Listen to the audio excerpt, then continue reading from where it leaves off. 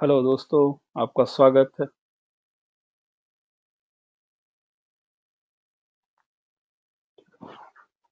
Hello दोस्तों, आपका स्वागत है टेक वर्ल्ड के इस वीडियो चैनल में।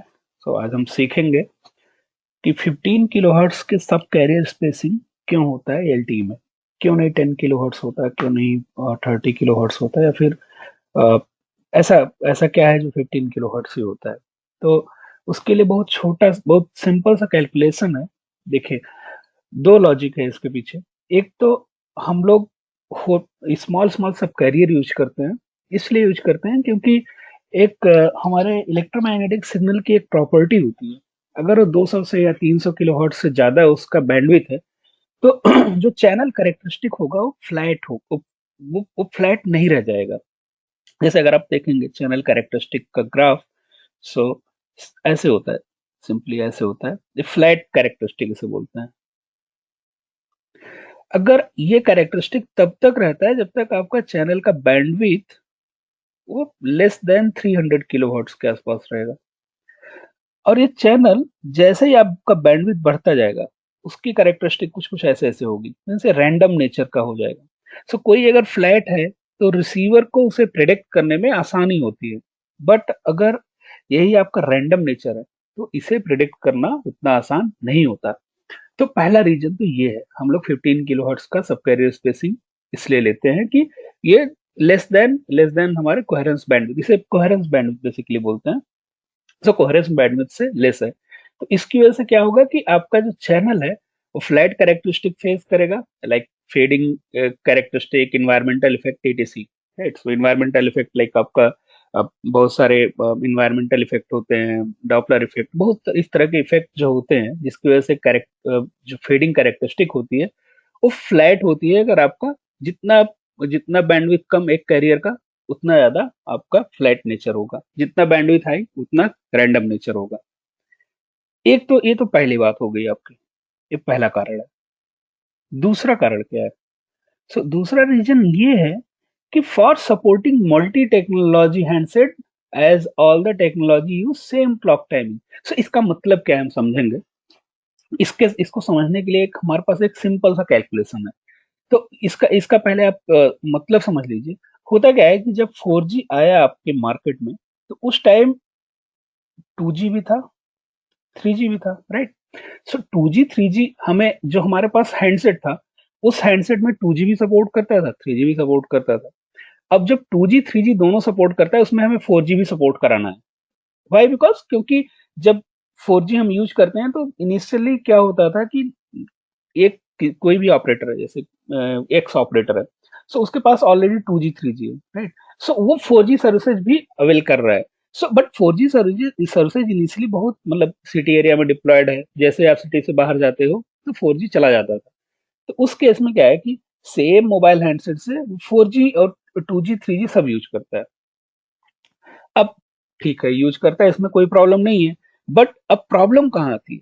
एक्चुअली जो यहाँ पे जो ऑसिलेटर लगे होते हैं, जो 2G के 3G के, इसमें जो जो क्लॉक क्लॉक का जो पल्स होता है, वो मीन्स उस पल्स को सिंक करने के लिए, मीन्स 4G में भी सेम क्लॉक हम यूज कर सके, सेम क्लॉक टाइमिंग यूज कर सके, बस इंटीजर मल्टीपल में हम घटा या बढ़ा दे। अगर कोई चीज इंटीजर मल्टीपल में है, जैसे सपोज एक्स है, एक्स को 2x करना आसान है डीएसपी वाइज, 3x करना आसान है। बट एक्स को 1.5 और 1.75 थोड़ा सा मुश्किल होता है। इसलिए हम क्लॉक की जो टाइमिंग है, उससे सपोर्ट करने के लिए, जिससे उसे सेम हम लोग सेम क्लॉक टाइमिंग यूज करते हैं 2G 3G एंड 4G में। तो उसको भी सपोर्ट करने के लिए 15 किलोहर्ट्ज का सब स्पेसिंग ये, अगर हम 15 किलोहर्ट्ज का सब कैरियर स्पेसिंग यूज करेंगे तो हम क्लॉक टाइमिंग को मैच करेंगे। कैसे करते हैं उसका हम कैलकुलेशन आपको सिंपल दिखाते हैं। देखिए, फॉर एग्जांपल, अगर हमारे पास 10 मेगाहर्ट्ज बैंडविड्थ है, ओके, 10 मेगाहर्ट्ज बैंडविड्थ में कितने सब कैरियर होंगे? 600 सब कैरियर होंगे। बट हम जानते हैं कि आईएफएफटी और एफएफटी का जो ट्रांसफॉर्मेशन, जो बिन होता है, वो 2 के पावर एन में ये ग्रो होता है। Means it can be 128, 256, 512, 1024 and 2048। Right. So ऐसे होगा। सो अगर 600 सब कैरियर है, मीन 600 सब कैरियर है, मीन हमें 600 FFT बिन का साइज चाहिए। बट FFT बिन का size means what, which size we can choose, like यहाँ पे 512 है, ठीक है। सो 512 सफिशिएंट नहीं है। सो हमें नेक्स्ट जो है 1024 है, तो हमें 1024 का FFT बिन साइज, हम 600 का FFT बिन साइज नहीं ले सकते, वो बाइनरी फॉर्म में ग्रो होता है। सो 1024 हमने FFT बिन का साइज लिया, ठीक है। सो अब हम इसका निकालेंगे कि ये 1024 है, मीन्स कि हर एक सब कैरियर 15 किलो हर्ट्स का होता है, ठीक है। Next will be 30 kilo hertz, means 15 kilo hertz का सब कैरियर स्पेसिंग होता है। सो इसी तरह 1024, जो 1024th सब कैरियर होगा उसमें हम 15 किलो हर्ट्स का मल्टीप्लाई करेंगे तो उसका हमें फ्रीक्वेंसी मिल जाएगा। सो सो यहाँ पे अब क्या होता है, सैम्पलिंग स्पीड एक हम चेक करते हैं, सैम्पलिंग फ्रीक्वेंसी। सो सैम्पलिंग फ्रीक्वेंसी क्या होता है, as per Nyquist criteria sampling frequency होता है 2 इंटू FM, राइट। सो यहाँ पे अब हम अगर हम देखेंगे तो जो हम FFT बिन, जो हम लोग जब FFT बिन करते हैं, ऑपरेशन करते हैं, तो फ्रीक्वेंसी -F से +F तक जाता है, राइट। सो यहाँ पे हम लोग अब इसका अगर हमें सैम्पलिंग स्पीड निकालना है तो 1/TS कर देंगे, Fs equal to 1/TS। So sampling time, sampling speed अगर मैं देखना है तो 1/TS। So TS equal to TF symbol upon NFFT bin. And so T symbol कितना होता है, T सिंबल आपका, T symbol equal to, I mean sir T symbol and NFFT bin. So यहाँ पे जो सैम्पलिंग, यहाँ पे जो हमारा जो सब कैरियर स्पेसिंग है उसे डेल्टा एफ बोलते हैं।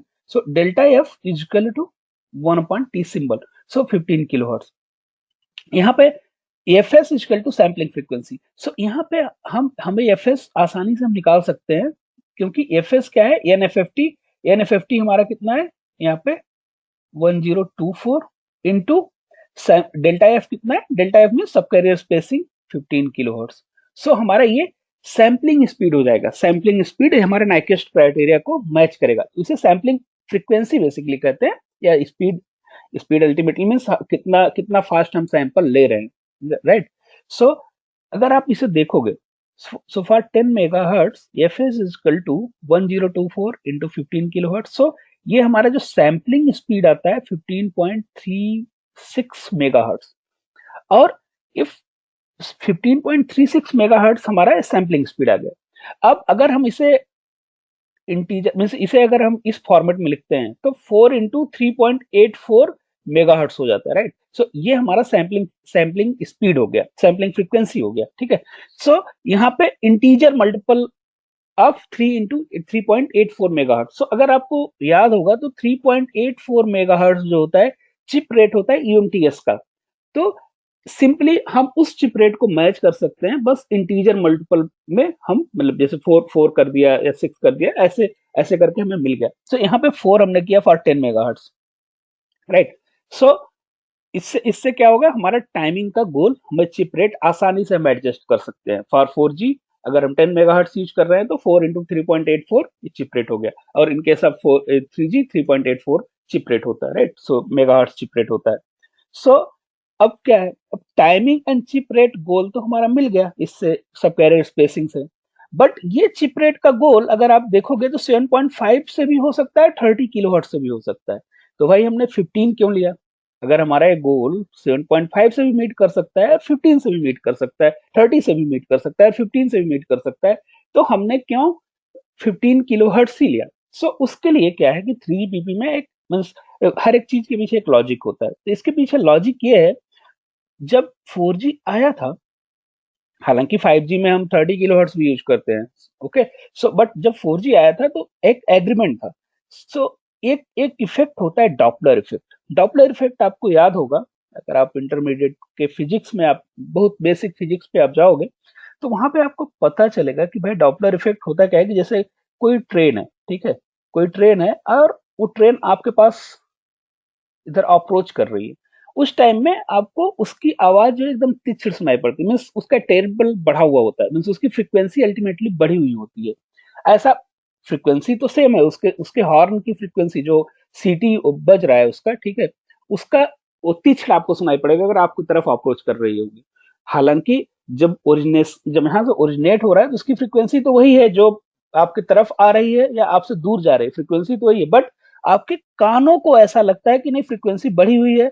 और जब ये दूर जाता है तो उसकी आवाज थोड़ा सा मतलब उसके आवाज में बेस ज्यादा हो जाता है, जब आपके तरफ से जाती है, मीन्स आपसे दूर जा रही है, उस टाइम में फ्रीक्वेंसी ऐसे लगता है एफ डैश थोड़ा सा कम हो गया है एफ से, और यहाँ पे एफ डैश एफ से बड़ा हो गया, मीन्स जो उसकी ओरिजिनल फ्रीक्वेंसी थी। एक्चुअल फ्रीक्वेंसी तो वो सेम ही ओरिजिनेट कर रहा है, बट आपका कान, आपका ईयर जो इसे रिसीवर भी कह सकते हैं, उसको ऐसा लगेगा कि घट रहा है या बढ़ रहा है। सो सेम फिनोमेना हमारे इलेक्ट्रोमैग्नेटिक सिग्नल में भी यूज होता है, इलेक्ट्रो ईएम वेव में भी यूज होता है। ईएम वेव का क्या है कि जब ये सोर्स है आपका, एक टावर सेल साइट है, राइट। सो यहाँ से जब आप फोन फोन जब इससे दूर जाते हो, मीन्स किसी स्पीड से जा रहे हो, राइट। सो आपको फ्रीक्वेंसी आपके फोन में जो इंटरसेप्ट करेगा ये, उसे लगेगा थोड़ा सा फ्रीक्वेंसी बढ़ा हुआ है। जब इसके मीन्स घटा हुआ है, जब ये नजदीक आएगा, जब अप्रोच करेगा उस सोर्स की तरफ, तो इसको फ्रीक्वेंसी बढ़ा हुआ लगेगा, मीन्स अल्टीमेटली कुछ डेल्टा एफ का एरर आएगा। सो वो जो डेल्टा एफ का एरर है, सपोज 1 किलो हर्ट्स है या फिर हंड्रेड हर्ट्स है या 500 हर्ट्स है, अगर 7.5 आप लेते हो तो उस केस में अगर 1 किलो हर्ट्स का अगर एरर आ गया या 500 हर्ट्स का एरर आ गया, एंड 15 किलो हर्ट्ज अगर आप लेते हो उसमें 500 हर्ट्ज का एरर आ गया, सो देखोगे परसेंटेज वाइज 7.5 में एरर ज्यादा होगा, क्योंकि यहाँ 7.5 में 500 हर्ट्ज है, यहाँ 15 किलो हर्ट्ज में 500 हर्ट्ज है। सो अल्टीमेटली यहाँ पे डबल डबल डबल एरर हो जाता है, राइट। सो इसको हम मिटिगेट कर सकते हैं अगर हम 15 किलो हर्ट्ज का सबकैरियर स्पेसिंग मीन्स एज पर मीन्स आप 30 लोगे तो और कम एरर रहेगा, बट 15 हमने लिया है। सो 30 क्यों नहीं लिया है, 30 न लेने का रीजन ये है कि हम लोग इंटर सिंबल इंटरफेरेंस को बचाने के लिए हम लोग क्या काम करते हैं, साइक्लिक प्रीफिक्स इंसर्ट करते हैं। सो साइक्लिक प्रीफिक्स क्या होता है, साइक्लिक प्रीफिक्स आपका ये एक सिंबल हो गया, ठीक है, एक एक सिंबल ड्यूरेशन हुआ, ये आपका एक सिंबल है। अब इसमें साइक्लिक प्रीफिक्स कैसे लगाते हैं, इधर से फ्रंट पार्ट पे कॉपी किया, पीछे लगा दिया, तो आपका सिंबल कुछ समथिंग ऐसे हो गया, right? ऐसा। सो जब आप 15 किलोहर्ट्ज का लेते हो सब कैरियर स्पेसिंग, तो उसका जो ये सिंबल ड्यूरेशन है, तो उसका सिंबल ड्यूरेशन इतना है। अगर आप 30 किलोहर्ट्ज लेते हो, बिकॉज सिंबल ड्यूरेशन क्या होता है, 1/f, right. So 1/f, so if 30 kilohertz है तो 1 in case of 15 kilohertz, 1/15 into 10 power 3, here 1/30 into 10 power 3. So ultimately if you check the 30 kilohertz का सिंबल ड्यूरेशन अगर आप देखोगे, वो थोड़ा सा शॉर्ट रहेगा, बिकॉज 1/30 ऑब्वियसली इसका इसका ड्यूरेशन थोड़ा कम रहेगा। सो इसमें साइक्लिक प्रीफिक्स, जैसे कोई छोटी रस्सी है, उसमें आप एक 100 मीटर की रस्सी है उसमें 1 मीटर हम जोड़ने का आपको बोलेगा तो आप आसानी से जोड़ लोगे, लेकिन 50 मीटर में 1 मीटर जोड़ना थोड़ा सा टफ होगा। इसी तरह से जब रेशियो में आप जाओगे, 1 मीटर में 10 सेंटीमीटर जोड़ना आसान है, लेकिन 50 सेंटीमीटर में 10 सेंटीमीटर जोड़ना थोड़ा सा मतलब ऐसा ऐसा डीएसपी वाइज ये थोड़ा सा आसान होता है साइक्लिक प्रीफिक्स इंसर्ट करना, अगर आपका सिंबल ड्यूरेशन लॉन्ग है। हालांकि अब 5G में यूज हो रहा है, बट एट दैट टाइम थोड़ा सा ये सब चीजें डीएसपी पे एम्बेडेड नहीं थी। सो ये सेकेंड रीजन हो गया, ठीक है। तो ये हमारा 15 किलोहर्ट्ज सब कैरियर स्पेसिंग क्यों होता है, उसका एक शॉर्ट डिस्क्रिप्शन है। So thank you for watching us. आप हमारे चैनल को देख सकते हैं, सब्सक्राइब कर सकते हैं, और ऐसे इंटरेस्टिंग वीडियो के लिए आप जुड़े रहिए हमारे चैनल के साथ। Thank you very much.